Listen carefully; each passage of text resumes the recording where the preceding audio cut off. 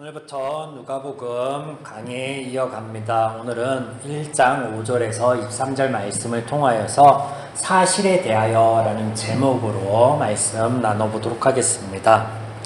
교회를 개척하고 첫 예배 때부터 지금까지 성경 강해를 어느덧 나누었던 게 오늘 22번째 성경 강해가 이어지고 있습니다.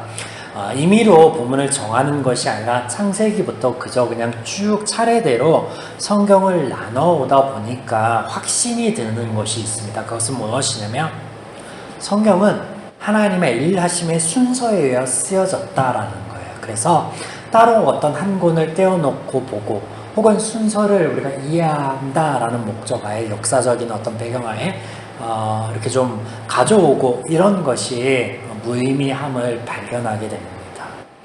복음서는 왜 4권일까? 왜 예수님에 대한 말씀이 4권이나 필요했을까? 단순히 각각의 이야기를 상호 보완하기 위함입니까? 앞서 말씀드렸듯이 하나님의 일하심의 순서에 의해서 쓰여졌기 때문에 4권이 필요하다라는 것을 발견하게 되었습니다. 깨달아진 것은 온전한 하나님을 우리에게 알리시고 전하기 위한 것이다. 하나님의 일하심에 대해서 그 순서에 대해서 알려주시기 위한 것이었다라는 것입니다. 오늘부터 말씀을 나누면서 이것에 대한 확증을 또 이것을 통해서 하나님께서 우리에게 바라시고 원하시는 것이 무엇인지에 대해서 나눠보면 좋을 것 같습니다. 아브라함과 다윗의 자손 예수 그리스도의 계보라. 이 말씀으로 시작되는 마태복음은 예수가 누구인가라는 질문에 대한 답을 제시하고 있었습니다. 그는 하나님으로부터 보냄을 받은 메시아요 그리스도다라고 증거하였고 그 존재로부터 죄인은 변화를 받아 얻게 될 평안과 은혜의 누림에 대해서 전하고 있었습니다. 하나님의 아들 예수 그리스도의 복음의 시작이라 이어지는 마가복음에서는 시작된 복된 소식에 대한 말씀인데 예수님께서 말씀하시고 행하시는 그 모든 것이 죄인들을 위해 우리를 위해 이롭다라는 말씀이었습니다. 때문에 마태복음에서 말씀하신 변화를 받아 누리게 될 그 모든 은혜들은 하나님의 열심으로 이루어질 것이다 라는 선포로서 말씀이 이어졌습니다. 자, 오늘 누가복음이 시작되고 있는 첫 구절의 말씀을 보시면 어떻게 시작되어지고 있습니까? 우리 중에 이루어진 사실에 대하여. 여기 사실이라는 단어는 사건, 이루어진 사실, 존재하는 것 등의 의미를 가지는 단어입니다. 예수의 존재와 그 일하심으로 전하여 준 모든 복된 소식들이 마가복음의 그 모든 복된 소식들이 뭐라고요? 사실이다라고 시작되어지고 있습니다. 누가복음에는 다른 복음서에 등장하지 않은 많은 이야기들과 더불어서 예수님의 많은 비유의 말씀들이 등장합니다. 이 많은 사료들, 말씀을 듣고 경험한 자들, 또 그것들을 전하여 들은 자들이 모두 사실에 대한 증거가 되는 것이죠. 누가복음을 기록한 누가는요, 의사였다라고 우리에게 잘 알려져 있습니다. 그는 그가 가지고 있는 풍부한 지식과 여러 사람들의 이러한 생생한 증언과 기록들을, 이 문서들을 취합하여서 그리스도의 생애에 얽힌 많은 이야기들을요, 누구보다도 생생하게 기록하고 있습니다. 사실적으로 묘사하고 있습니다. 마치 역사서처럼.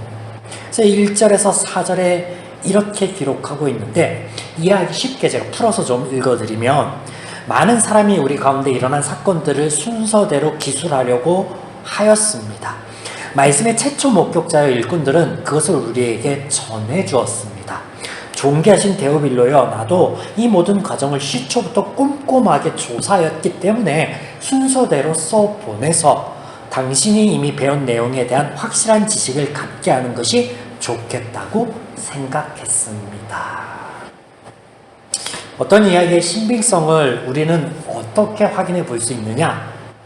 라는 질문에 이런 답변에 대해서 모두가 공감할 것인데, 인정할 것인데, 그것은 다방면에 많은 증거와 자료들, 그것을 충분한 답으로 제시될 때이죠. 네. 지금 이 누가복음의 시작이 예수님에 대해서, 그가 전한 복음에 대해서 증거하고 있다. 이렇게 역사적인 사료들을 통해서 증거하고 있다라는 거예요. 이 모든 것들을 하나님께서는 선용하시어 누가복음에 기록함에 따라 우리에게 전하여 주셨습니다. 바로 마태복음과 마가복음에 전하여 준 하나님의 일하심과 그 은혜의 결과들이 모두 사실이며 우리 삶 가운데 우리가 누리게 될 복이라는 것을 확증하고 또 확인시켜 주시기 위함인 것이죠. 저와 함께 이런 내용들을 앞으로 하나하나 좀 확인해 나아가 보겠습니다. 여러분, 지난 마가복음의 마지막 강의 말씀을 기억하십니까? 예수님의 죽으심과 부활에 대한 것이 사실임을 증거하는 장치로서 무엇이 등장하였냐면 여러 인물들이 등장하였습니다. 복음에 대한 사실을 역설하고 있는 본서에는 마가복음의 마지막 대목과 같이 많은 사람들의 생생한 이야기들이 등장하는데 오늘 그 시작에 등장하는 인물이 누구냐? 사가랴라는 인물입니다. 사가랴.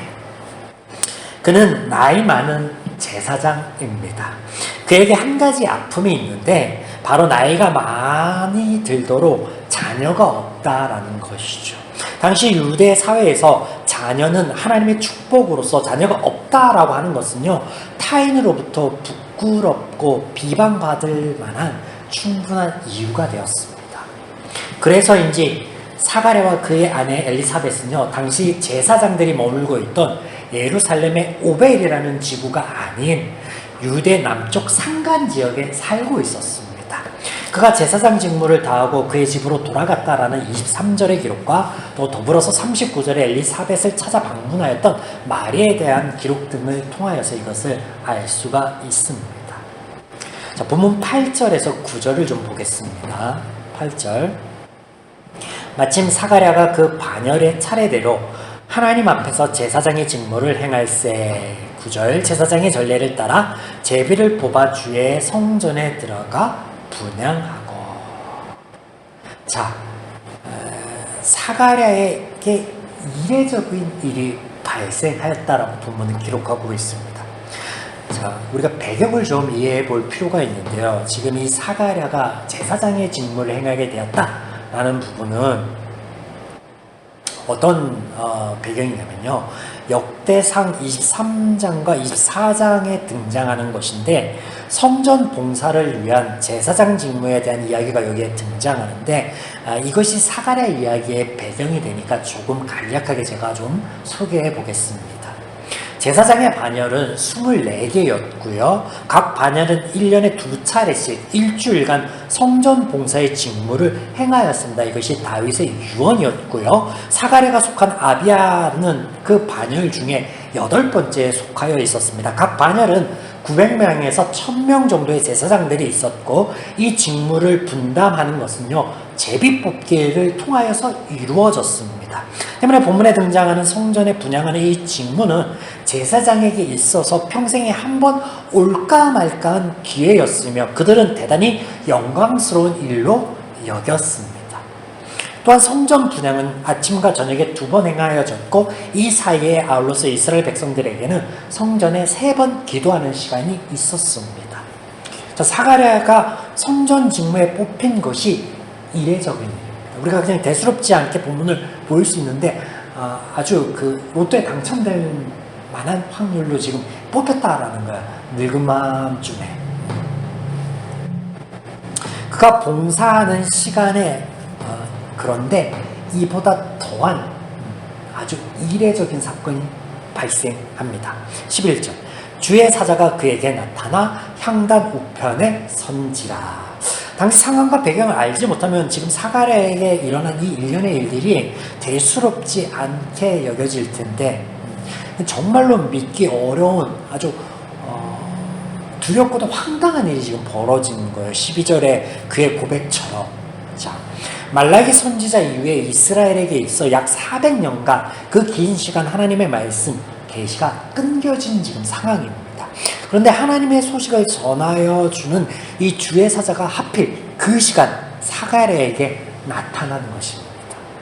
그가 얼마나 놀랍고 당황하였을까 짐작이 되시죠.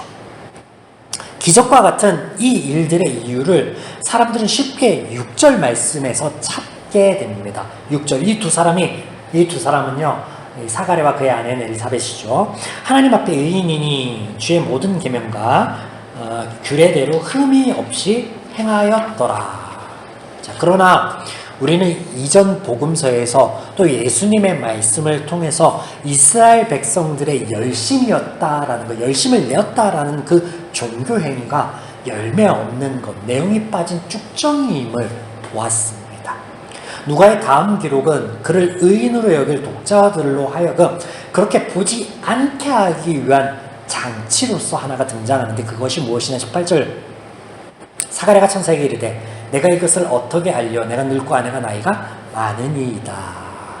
의인이요 흠없던 자가 주의 사자의 말을 믿지 못한다라고 합니다. 지극히 당연하고 자연스러운 이 반응을 통해서 그가 뭇 사람들과 다르지 않으면 성경은 역설하고 있다라는 사실을 주목해 보아야 합니다. 우리는 사가랴의 이 이야기 안에 네 편의 다른 이야기들을 또한 떠올려 볼 수 있는데, 그 이야기들이 뭐냐? 노년의 아이를 낳은 아브람과 사라의 이야기요, 오랜 세월 자식이 없다 두 아들을 낳은 라헬의 이야기와 또 더불어서 삼손과 사무엘의 이야기를 떠올려 볼 수 있겠습니다.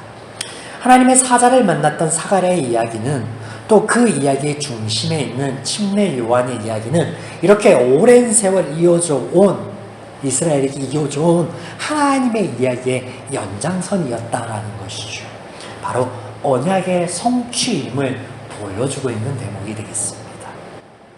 복음서에 등장하는 침례 요한의 이야기는 한 인물에 대한 소개가 아닙니다. 이와 같이 구약의 전통 속에 살아가고 있던 이스라엘 백성들에게 하나님과 하나님의 일하심으로서의 언약의 성취를 보이기 위한 하나님의 배려였다라는 것이죠.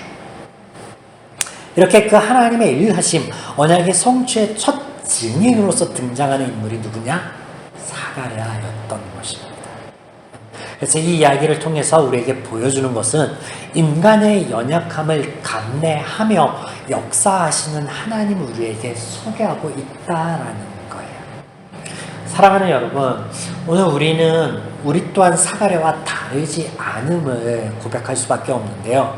그가 많은 이스라엘 백성들처럼 400년간 끊어진 하나님의 말씀하심 가운데 메시아를 하염없이 기다림과 같이 자녀 없음의 현실적인 아픔을 품고 살아갈 수밖에 없음과 같이, 또 하나님의 임재하심과 말씀 가운데도 반신반의할 수밖에 없었던 것 같이 우리의 삶도, 오늘 우리의 모습도 그와 다르지 않다라는 거예요.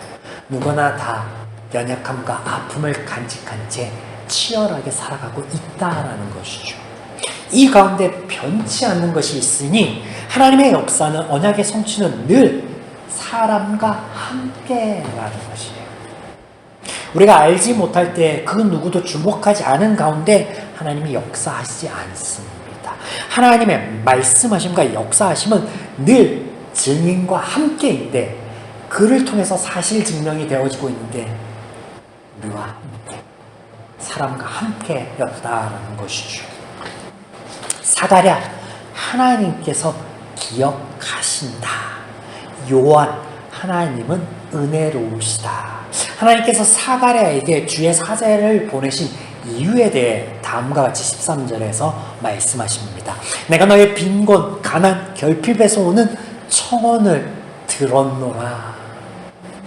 이런 하나님의 뜻과 역사하심이 사실임을 성경은 증거하고 있습니다. 또 이것을 하나님의 사랑하는 자들, 데오빌로라는 이름 안에서 우리에게 들려주고 계십니다.